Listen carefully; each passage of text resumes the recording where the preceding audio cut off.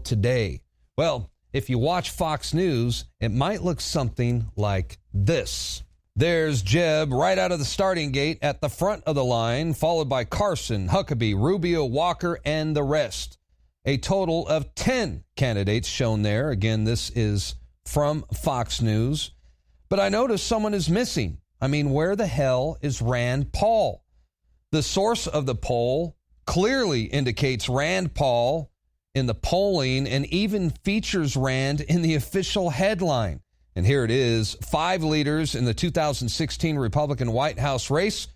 Quinnipiac University National Poll finds Rubio, Paul are only Republicans even close to Clinton.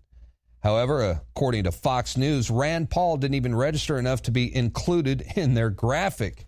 And this wasn't an accident. I mean, they did the same thing in a poll that they conducted themselves last month to see which candidates matched up best against Hillary Clinton. Rand Paul wasn't included in that poll either. Here's another Fox News graphic from an NBC Wall Street Journal poll. And you see, once again, Jeb Bush up there on top. But wait a minute. Look at the poll numbers. Rand Paul, 44%. They stuck him there at the bottom, even though he outperformed the rest. I mean, he won, yet they threw him there at the bottom. So Fox News up to their old tricks again. And this is some serious deja vu because, remember, it wasn't that long ago when they pulled the same dirty tricks on Ron Paul, my president. We're looking at Mitt Romney, who continues to be the front runner, but we have Rick Perry as well, and now Michelle Bachmann. Let's not count out John Huntsman, though. Yeah, live right next to the bus behind us, Ron Paul is speaking, and 7 of the candidates are here today. We have live pictures of Ron Paul, but you know what? We're talking about Sarah Palin, we're talking about Rick Perry, the 2 people not in the race yet, Drew. And guess what, Paul? If you get video of Sarah Palin or get a soundbite from her, bring that back to us. You can hold the Ron Paul stuff. We have a top tier. It is Mitt Romney, Rick Perry, and Michelle Bachmann. We have a new top tier, and it's Perry, Mitt Romney, and Bachmann. There's now a top tier in this race, at least for now, of Romney, Perry, and Bachmann. I mean, I think that's fair to say. Really fair to say? You're not forgetting, I don't know, anyone, say an ideologically consistent 12-term congressman who came within less than 200 votes of winning the straw poll? Isn't anyone going to give that gentleman a little love? There's a top tier now of Bachmann and Perry and Romney, and, you know, we haven't mentioned, and we should. Thank you. We haven't mentioned, and we should, Rick Santorum, who did really surprisingly well for the amount of money and resources he had. Rick Santorum? He didn't get half of what Ron Paul got. Well, you see there, the more things change, the more they stay the same. Now it's Rand Paul who's experiencing the media blackout. And it's not just Fox News. I mean, it's the other networks as well. And, you know, what's the big deal? Why Rand Paul? Why the media blackout? Well, for starters, it's the 28 pages. Rand Paul has joined the fight to get the federal government to release the missing 28 pages of the official 9/11 Commission report. And that was blocked and kept secret by the Bush administration. And that's because they know full well that the documents will prove once and for all that the Saudi Arabian government was directly involved in the attacks on September 11th.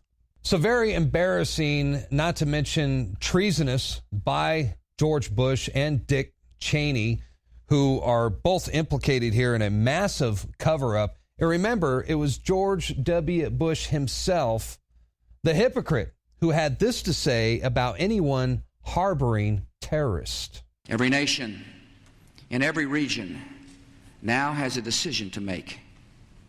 Either you are with us or you are with the terrorists. Oh, is that right, Georgie? It's going to be like that, huh? You're either with us or you are with the terrorist. Well, you're the one, George W., who vacations with the Saudi royal family. And you're also the one who used to vacation with the bin Laden family. And you're also going to find yourself in prison if these documents ever see the light of day. This is sort of shocking when you read it. As I read it, and we all had our own experience, I had to stop every couple pages and just sort of absorb and try to rearrange my understanding of history for the past 13 years and the years leading up to that, it challenges you to rethink everything. And so I think the whole country needs to go through that. That's right. These brave gentlemen have seen the 28 pages and they want the documents released. You heard Representative Thomas Massey say right there that it will challenge you to rethink everything. Whatever is in those documents is going to change world history. I want those documents declassified. I'm embarrassed to be associated with a work product that is secret. But wait, there's more. Former Senator Bob Graham, who also co-chaired the joint Senate-House investigation into the September 11th attacks, he says, I am convinced that there was a direct line between at least some of the terrorists who carried out the September 11th attacks and the government of Saudi Arabia.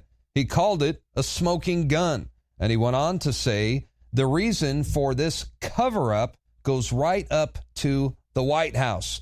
Meanwhile, here's what they are saying in the New York Post. The Saudis deny any role in 9/11, but the CIA in one memo reportedly found incontrovertible evidence that Saudi government officials, not just wealthy Saudi hardliners, but high-level diplomats and intelligence officers employed by the kingdom, helped the hijackers both financially and logistically. And if the Saudi government did indeed help finance and train the hijackers, well, that, my friends, that is an act of war. And I'm so glad to see the truth finally beginning to surface. Senator Rand Paul has just introduced legislation called the Transparency for the Families of 9/11 Act. And that would force the Obama administration to release the 28 pages. Over a decade ago, a bipartisan congressional committee investigated the 9/11 attacks and wrote a report. 28 pages from that report have never been released to the public. We're here today to call for a release of those 28 pages. The survivors, civilian heroes, and families of the victims of September 11 terrorist attacks, some of whom are here today, deserve the full truth. We cannot let page after page of blanked out documents be obscured behind a veil, leaving these families to wonder if there is additional information surrounding these horrible acts. So there you have it. Rand Paul thinks that we all have the right and that the 9/11 victims' families have the right to see what's in those documents, no matter how embarrassing or how incriminating it might be to George W. Bush. So what do you say there, W? Why don't you let us see what's in those 28 pages? After all, you've got nothing to hide, right? I mean, either you are with us or you are with the terrorists.